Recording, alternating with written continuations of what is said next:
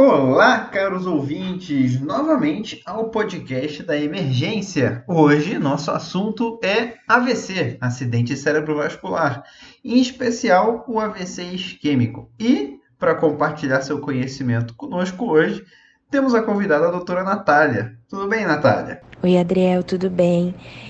Meu nome é Natália Vasconcelos, eu sou médica formada pela Universidade Federal do Espírito Santo, neurologista formada pela Universidade Federal de São Paulo, pela Unifesp, com um mestrado em neurociências na Unifesp, que está em curso, e um fellow em neurointervenção na USP de São Paulo. É um prazer estar aqui com você hoje, obrigada pelo convite.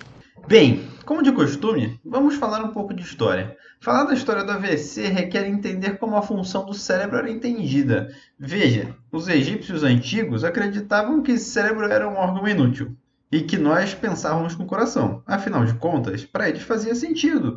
Quando você fica eufórico, por exemplo, seu coração taquicardiza. Então era óbvio para eles que pensássemos com o coração. Quando vamos lá para os gregos, logo em seguida, muitos de seus aprendizados vieram dos egípcios. E tinha dois grupos ali na medicina grega. Um que acreditava que o pensamento vinha do coração e um que acreditava que o pensamento vinha do cérebro. Foi depois, com Galeno, um médico grego-romano, por volta do ano 200 ali, que ele começou a falar um pouco sobre AVC, que naquela época era chamado de apoplexia, e dizia que isso era causado por um acúmulo de fleugma no cérebro. Te explico rapidinho. Galeno dizia que nosso corpo tinha 4 fluidos principais, dentre eles sangue e fleugma, e que as doenças eram causadas por desequilíbrios entre esses fluidos. Logo, o excesso de um gerava uma doença. E o que Galeno falava do AVC, ou apoplexia, era de que o fleugma em excesso no cérebro causava um congelamento do sangue no crânio e do cérebro, e assim impedia ele de funcionar. Por mais bizarro que essa teoria soe, de certa forma ressoa um pouco do que sabemos hoje. O sangue em estase parado vira um coágulo e leva ao infarto cerebral. Bem, essa teoria de Galeno perdurou mais de 1000 anos e no século XVII, quando as autópsias voltaram a fazer parte da medicina, uma autópsia realizada na Suíça ilustrou bastante o poder dessa teoria. A descrição dessa autópsia de um paciente que morreu por apoplexia evidenciou um coágulo no cérebro. Qual que foi a conclusão que o médico tirou dessa autópsia? Olha só, fleugma em excesso no cérebro.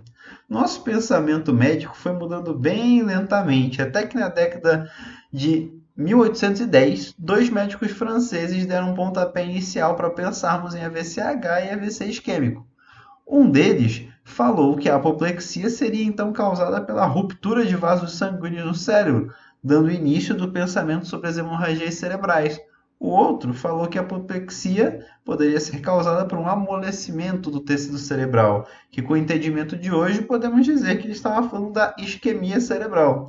O que se deu a partir daí foi apenas o refinamento dessas teorias. Quando Virchow, uns 20 anos depois desses médicos franceses, provou a existência de coágulos no sangue e provou a existência dos fenômenos embólicos e que eles poderiam causar isquemia, o caminho estava traçado para entender o AVC isquêmico. No século XX e no século XXI, o que nós tivemos foi o desenvolvimento de tecnologias que nos permitiram confirmar e aperfeiçoar essas teorias, como tomografia, angiotomografia e ressonância. Bem, a história está aí. Agora vamos falar sobre teoria. Doutora Natália, o AVC, se não identificado prontamente e iniciado as medidas, tem uma morbidade alta com sequelas importantes. Isso quando não acarreta em óbito. Sendo assim, imaginemos o seguinte cenário. Eu estou de plantão no SAMU e sou acionado devido a uma pessoa que não está se sentindo bem, está se sentindo estranha. Como que eu penso em AVC? Adriel, diante de qualquer déficit neurológico súbito, é imperativo considerar a hipótese de AVC. Haja vista a urgência que esse tratamento exige, né? Hoje a gente sabe que tempo é cérebro e que a cada minuto que um tecido cerebral deixa de receber oxigênio, ocorre a perda de cerca de 2 milhões de neurônios, né? Então, toda vez que a gente está avaliando um paciente com uma queixa de uma perda de sensibilidade súbita de um lado do corpo, uma dificuldade de mover um lado do corpo, uma dificuldade súbita para andar, um desequilíbrio súbito, uma dificuldade súbita para falar ou para compreender aquilo que é dito a ele, é imperativo considerar a hipótese de AVC. Nem sempre a gente vai acertar, existem outros diagnósticos diferenciais, como uma crise epiléptica convulsiva, a hipoglicemia ou a hiperglicemia, né? É fundamental fazer um destro quando um paciente com suspeita de AVC chega para a gente, o próprio tumor cerebral, abscesso cerebral, até uma síndrome conversiva. Mas fato é, primeiro a gente precisa avaliar se aquilo pode ser um AVC. E hoje, né, para tal, a gente conta com algumas escalas, né, de triagem no ambiente pré-hospitalar, sendo a mais importante a escala de Cincinnati, pela sua ampla disponibilidade, simplicidade, pode ser administrada por qualquer pessoa, inclusive alguém que não é da área da saúde, e ela vai pontuar um ponto se o paciente, por exemplo, com os braços estendidos, tiver queda de um dos membros, especialmente uma queda em pronação do membro superior, um sorriso torto, por exemplo, a paralisia facial, e uma fala embolada, alteração na fala. Um ponto nessa escala já é suficiente para a gente abrir o protocolo AVC e começar toda a cascata que o atendimento a um paciente com suspeita de acidente vascular cerebral demanda. Natália, imagine então que nesse paciente foi aplicada a escala de Cincinnati e foi positiva, ou seja, a equipe do pré-hospitalar pensou em AVC e levou para o pronto-socorro. Agora eu sou o médico do pronto-socorro recebendo esse paciente que é uma suspeita de AVC. Na minha abordagem inicial no pronto-socorro, o que eu devo fazer? O que não pode faltar? Bom, sempre que um paciente chega para nós na sala de emergência com suspeita de acidente vascular cerebral, a primeira coisa é estabilizar esse paciente. Então, a gente deixa ele numa maca, monitorizado, é feito um exame físico geral, cardiopulmonar, é garantido a via aérea a esse paciente, é garantido o acesso venoso a esse paciente, né? A gente também faz um eletrocardiograma, atento à presença de arritmias que podem ser causa de acidente vascular cerebral isquêmico, né? A fibrilação atrial é sabidamente uma causa do AVC cardioembólico. A gente também faz o destro desse paciente. É muito importante a realização do destro. Haja vista que tanto a hipoglicemia quanto a hiperglicemia podem ser causas de déficit neurológico súbito, né? Se há hipoglicemia, um destro inferior a 60, a gente faz a correção com glicose endovenosa e a gente, concomitante a um atendimento, observa se esse paciente vai melhorar ou não do déficit depois da reposição da glicose. Além disso, é muito importante o exame físico neurológico, né? A gente faz um exame físico direcionado a um atendimento do paciente com AVC, aplicando uma escala que a gente chama de NIH Stroke Scale, né? Que é uma escala que vai de 0 a 42 pontos, sendo que quanto mais pontos nessa escala, a gente fala que o paciente está mais grave do ponto de vista neurológico. A escala não é perfeita, ela tem várias limitações, por exemplo, ela subestima o déficit de um paciente com AVC de fossa posterior e ela não substitui, em hipótese alguma, o exame físico neurológico, mas ela é padronizada no mundo inteiro, facilita, né, o entendimento de um médico aqui no Brasil, um médico no Japão, e ela também proporciona o acompanhamento do paciente com AVC, por exemplo, se ele está melhorando ou não nessa escala, que vai de 0 a 42 pontos, durante o atendimento que é prestado. Natália, eu queria reforçar aqui essa questão da NIH porque ela é super importante, né? O que você falou, o NIH ele serve para fazer uma padronização do exame neurológico. Ele não é um exame neurológico completo, super refinado, que nenhum neurologista faria, mas ele é importante porque ele faz com que eu fazendo NIH é a mesma coisa que você fazendo NIH e que qualquer outro médico em qualquer lugar. É basicamente para a gente falar a mesma língua.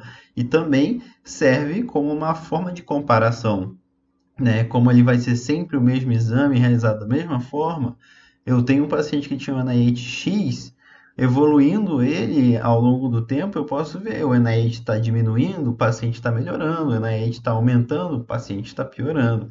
Então, ele é uma forma da gente ter uma comunicação tanto entre outros médicos quanto ao longo do tempo, né? Agora, vamos voltar para o nosso caso. Vamos dizer que esse paciente que chegou, eu fiz o destro dele, o destro está normal, daí eu realizei o NIH. Qual que seria o meu próximo passo? Seria um exame de imagem do crânio, certo? Então, me fala uma coisa, Natália. Como que eu faço esse exame de imagem? É uma tomografia? É uma angiotomografia? Eu faço só de crânio? Faço de cervical também? Como é que funciona? Bom, Adriel, uma vez que esse paciente foi então estabilizado na sala de emergência, que a gente realizou um exame físico direcionado a um paciente com AVC, pontuou o NIH, o próximo passo é fazer uma imagem, né? Uma imagem do crânio. E hoje é estabelecido que essa imagem deve ser feita em até no máximo 25 minutos da admissão do paciente no setor de emergência. A ausência de sangue nessa tomografia inicial, ela permite que a gente exclua o AVC hemorrágico e dê seguimento ao atendimento do paciente com AVC isquêmico. A gente sabe que o AVC hemorrágico, ele responde por aproximadamente 20% de todos os AVCs e que a imensa maioria é isquêmico. Bom, além disso, né, a tomografia de crânio simples, ela vai nos possibilitar aplicar um score, que a gente chama de score aspects, que ele vai de 0 a 10 pontos, e a gente vai tirando um ponto nesse score para cada área de hipodensidade avaliada na tomografia de crânio, né? São 10 regiões cerebrais avaliadas, 4 nos núcleos da base, 6 no córtex cerebral. De maneira que quanto menor o aspects do paciente, maior o tecido isquêmico definido à admissão hospitalar. Bom, uma vez afastada a presença de AVC hemorrágico e com um paciente que chegou no nosso serviço em até 4 horas e meia do ictus, né, do início do déficit neurológico súbito ou da última vez que esse paciente foi visto normal, a gente está apto a realizar uma medicação endovenosa para o tratamento do AVC isquêmico, que é a alteplase ou, mais recentemente, a tenecteplase. E sobre a dúvida de realizar ou não uma angiotomografia de crânio e cervical nesse primeiro momento, bom, se a gente está em um serviço que tem disponibilidade do método da angiotomografia e no qual a realização da imagem não vai atrasar o início da medicação trombolítica, que é o tratamento padrão ouro, para o AVC isquêmico hoje, e ele é tempo dependente, né? Eu não faço além de 4 horas e meia, salvo algumas exceções que a gente vai comentar posterior, eu não vejo por que não fazer essa angiotomografia, né? Agora, se ela vai atrasar o início da minha medicação, é mais prudente a gente fazer a tomografia de crânio simples, excluir a presença de um sangramento, fazer o bolus da alteplase, da medicação endovenosa para o tratamento do AVC isquêmico, e na sequência, já com a medicação correndo na veia do paciente, fazer uma angiotomografia de crânio e cervical. Bom, e por que a gente faz essa angiotomografia, né? Porque a gente quer ver a presença de uma oclusão de grande vaso. O que seria um grande vaso? Uma oclusão da artéria carótida interna ou da artéria cerebral média no seu segmento proximal, ou uma oclusão de uma artéria basilar. Porque a gente sabe que nesses casos em que eu tenho uma oclusão de grande vaso, a eficácia da medicação endovenosa para recanalizar, para abrir o vaso do medicamento trombolítico, ela é bem menor. Ela é em torno de 20% para a artéria cerebral média e de 10% para a artéria carótida interna, o que torna esse paciente candidato a um tratamento endovascular. Um tratamento em que a gente faz uma punção arterial, seja na virilha do paciente, seja na artéria radial, e a gente vai com dispositivos mecânicos para tentar recanalizar o vaso ocluído, seja com stent, seja, por exemplo, com uma técnica de aspiração, ou ambos, né? Muito bom, Natália. Então, só para recapitular aqui o que você falou, né? A gente tem em mente que, assim, o exame que a gente precisa para tratar esse paciente com suspeita de AVC é uma tomo de crânio simples, porque o que a gente quer, na verdade, é excluir sangramento, né? Agora, se eu pensar, preciso fazer uma angiotomo de carótida, de cervical, de crânio, né? Eu tenho que pensar, estou fazendo esse exame para quê? Vou perder tempo? Eu tenho o tratamento também disponível, né? Que seria aí já o tratamento endovascular, porque não é qualquer serviço que dispõe disso, né? Então a gente tem que ter na mão ali a tomografia de crânio simples. As outras modalidades de tomografia, angiotomo, a gente tem que pesar o tempo e se a gente tenha o serviço endovascular disponível, né? Agora, Natália, voltando no nosso paciente que está na nossa sala de emergência, ele fez a tomografia agora e não tem evidência de sangramento. Uma tomografia de crânio simples, não teve angiotomo nem nada. Não tem evidência de sangramento, tem o NIH aí maior que 4. Você chegou a comentar que tem um tratamento aí, né? Alteplase ou tenecteplase. os trombolíticos. Então, como que eu administro o trombolítico? Como que eu prossigo agora, né? O que que eu preciso tomar cuidado? Posso fazer para qualquer um? Quais são os meus passos agora a serem tomados? Bom, hoje em dia nós tendemos a trombolizar aqueles pacientes que têm o NIH maior ou igual a 4. Entretanto, caso o déficit do paciente seja significativo, ainda que o NIH dele seja baixo, menor que 4, a gente também tromboliza o paciente. Por exemplo, ele toca piano e a fraqueza dele é na mão. Mesmo tendo o NIH baixo, é claro que esse paciente se beneficia do trombolítico. Bom, para reforçar, o único exame que deve ser realizado antes do início do trombolítico é o destro. Na prática, uma vez que o paciente está na sala de emergência e recebeu as medidas iniciais para estabilização clínica, já são coletados vários exames de sangue, incluindo exames que avaliam coagulopatia, o que é ainda mais importante se o paciente faz uso de anticoagulante como o Marevan. E esses exames são encaminhados para o laboratório.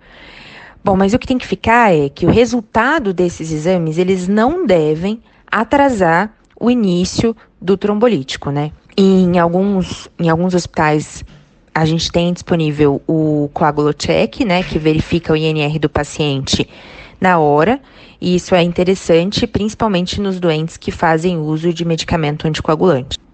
Bom, e por que não atrasar, né? Porque tempo continua sendo cérebro e quanto mais rápido o trombolítico ele é instalado na veia do paciente, maior a chance de uma recanalização de sucesso, maior a chance da abertura daquele vaso que está ocluído no AVC isquêmico. Bom, antes do trombolítico, é importante que a gente verifique a pressão do nosso paciente e essa PA ela deve estar abaixo de 185 por 110.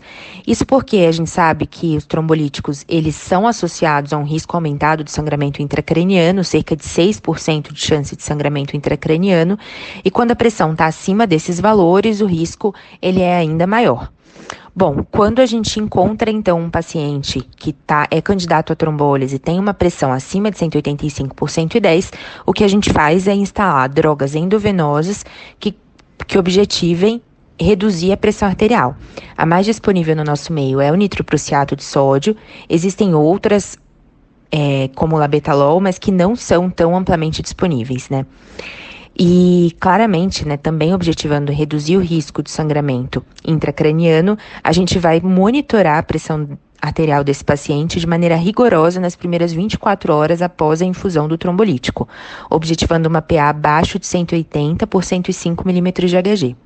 Muito bom, Natália. Então, eu queria só reforçar duas coisas que você falou aqui, que o destro ele tem que ser feito, é um diagnóstico diferencial à hipoglicemia e a gente tem que insistir no controle da pressão arterial. É primordial a gente ter a PA controlada para conseguir começar a trombólise. Agora, Natália, quando a gente está falando de um paciente que vai receber a trombólise química, né? Esse paciente, do nosso caso que a gente conversou até agora, a gente está falando de um período de tempo muito curto, né? Que são essas 4 horas e meia.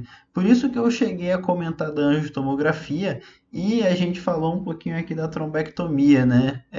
Da trombólise mecânica, por assim dizer. Você consegue explicar um pouquinho mais para a gente o que isso está mudando no cenário agora com a trombectomia tá ampliando o meu espaço de tempo que eu posso tratar o AVC?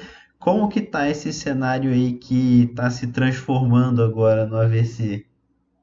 Bom, gente, falando um pouquinho mais da angiotomografia para estudo dos vasos, a gente sabe que é uma evidência 1A pelo guideline da stroke, haja vista que ela possibilita o reconhecimento daqueles pacientes candidatos à trombectomia, adicionando o diagnóstico da oclusão de um grande vaso, seja essa oclusão na artéria carótida interna, na artéria cerebral média, segmento proximal, ou na artéria basilar. Bom, a artéria basilar tem várias particularidades e eu acredito que não há tempo hábil para eu abordar todas essas particularidades aqui, né? Mas vamos lá, o paciente chegou, fez uma angiotomografia, tem uma oclusão de grande vaso, e ele chegou com até 6 horas do início dos sintomas. Eu vou observar o aspects desse paciente, se esse aspects ele é favorável, maior ou igual a 7, isso já é suficiente para levar esse paciente para uma sala de angiografia e realizar a trombectomia mecânica. Se ele é candidato ao trombolítico, hoje em dia a gente não tem evidência suficiente para estar bypassando o trombolítico, ele vai ser administrado, pelo menos o bolus, antes de subir com o paciente, paciente, e muitas das vezes esse trombolítico, se o paciente já chegou num serviço terciário, ele termina a infusão durante o procedimento da trombectomia mecânica.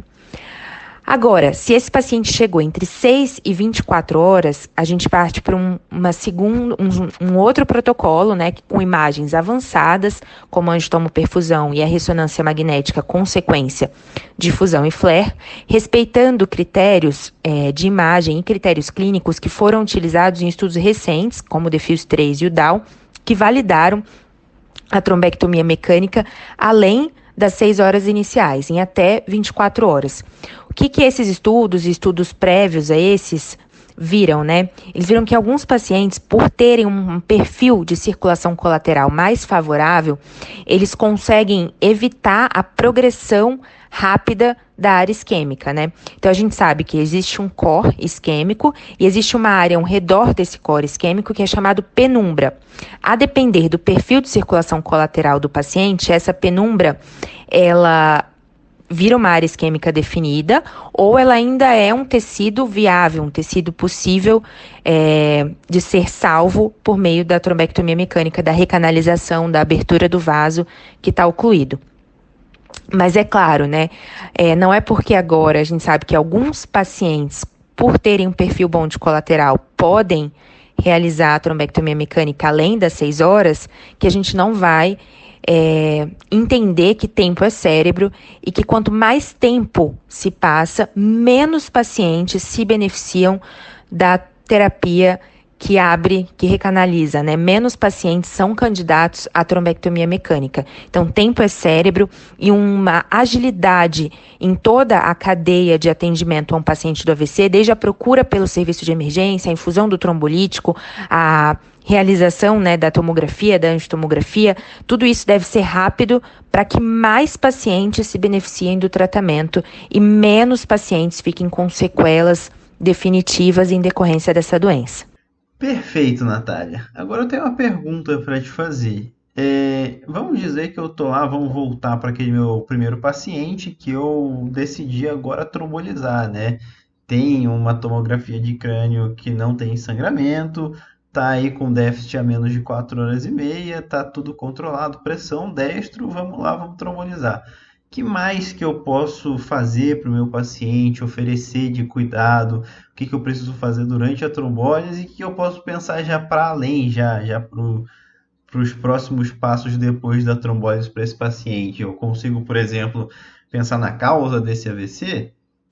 Bom, é muito importante lembrar da concomitância, né, acidente vascular cerebral e infarto agudo do miocárdio. Então, uma vez que o paciente chega na sala de emergência, a gente também já realiza um eletrocardiograma e as enzimas cardíacas. Isso é evidência 1C no Guideline da Stroke de 2018. Lembrando sempre, né, que nada deve atrasar o início do tratamento com o trombolítico se o paciente chegou em tempo hábil para recebê-lo. Além disso, a gente faz um exame físico seriado, geral e neurológico nas primeiras 24 horas do evento, né? Em especial se o paciente recebeu o trombolítico, buscando identificar qualquer piora clínica, neurológica, de maneira que um aumento na pontuação da escala do NIH, ele suscita o encaminhamento desse paciente para a sala de tomografia, objetivando identificar algum sangramento, edema cerebral, alguma causa neurológica que justifique a piora do nosso paciente, né? E, por exemplo, na vigência de algum sangramento, a gente vai tomar medidas pertinentes, de repente, administrar o crioprecipitado, solicitar uma avaliação neurocirúrgica ou simplesmente adotar uma conduta expectante se esse sangramento é considerado menor e que não justifique a piora do nosso paciente, né? É feita uma vigilância da pressão arterial, como mencionado, rigorosa nas primeiras 24 horas depois do acidente vascular cerebral isquêmico, especialmente se o paciente recebeu o trombolítico, objetivando manter a PA abaixo de 180 por 105, né? O que se associa a menor risco de sangramento, além de sempre buscar a normoglicemia e a normotermia. Bom, vale mencionar também que o paciente que está com AVC, independente dele ter chegado ou não em janela para receber o tratamento de fase aguda, durante a internação, ele é submetido a vários exames que buscam identificar a causa, a etiologia do AVC, né? A gente utiliza uma escala, a mais utilizada é a escala Touch, de 1995. onde a gente busca identificar se o paciente teve, por exemplo, um AVC por uma oclusão de grande vaso, um AVC lacunar por uma oclusão de um pequeno vaso, se ele tem um AVC de etiologia cardioembólica. Então, a gente vai fazer durante a internação um estudo de vasos cervicais. Será que esse paciente tem uma aterosclerose de grandes vasos, uma aterosclerose na artéria carótida interna, que justifique o AVC? A gente faz um ecocardiograma, buscando identificar áreas de hipoiacinesia, buscando identificar trombos cardíacos, uma insuficiência cardíaca com fração de ejeção muito baixa, um Holter, buscando avaliar se esse paciente não tem uma fibrilação atrial paroxística, uma FA oculta, que está justificando uma embolia intracraniana, enfim. E a busca pela etiologia ela é muito importante porque ela é definidora da profilaxia secundária. A gente sabe que ter um AVC é um grande fator de risco para ter novos AVCs e a gente precisa instituir a profilaxia adequada e direcionada à causa do evento do paciente, evitando que ele tenha eventos futuros. Natália, vamos lá. Vamos dizer que esse meu paciente, esse mesmo que a gente falou agora, vamos mudar um pouco o cenário. Ele chegou no meu pronto-socorro, mas tem um detalhe.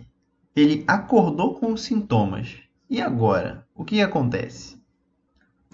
Bom, André, vamos lá. Até pouco tempo atrás, quando o paciente chegava na emergência com um tempo incerto do início dos sintomas, e ele acordava com déficit, esse paciente ele era excluído da terapia trombolítica. Por quê? Porque o ictus do paciente, de fato, foi o último horário que esse paciente foi visto normal. Então, muitas das vezes o paciente ele chegou às 6 da manhã, acordou hemiparético, mas ele só foi visto bem pela última vez às 9 horas da noite. Então, ele já chegou fora de janela.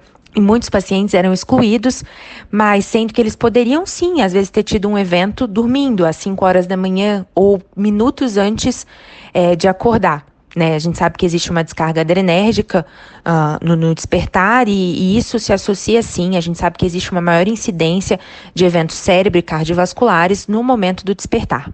E esses pacientes perdiam a chance do trombolítico, né? Hoje em dia, depois de um estudo publicado em 2018 no New England, o Wake Up Trial, o que é feito é uma ressonância com sequência FLAIR de fusão, de modo que um hipersinal na sequência de fusão, sem um hipersinal correspondente, né, na sequência FLAIR, o que a gente chama de mismatch FLAIR de fusão, nos diz que esse AVC ocorreu a menos de 4 horas e meia e torna o paciente candidato à terapia com trombolítico, né. Isso já é evidência 1A no guideline da stroke para o manejo dos pacientes com AVCI e hoje em dia os pacientes que chegam com o início incerto dos sintomas, eles são submetidos a esse protocolo.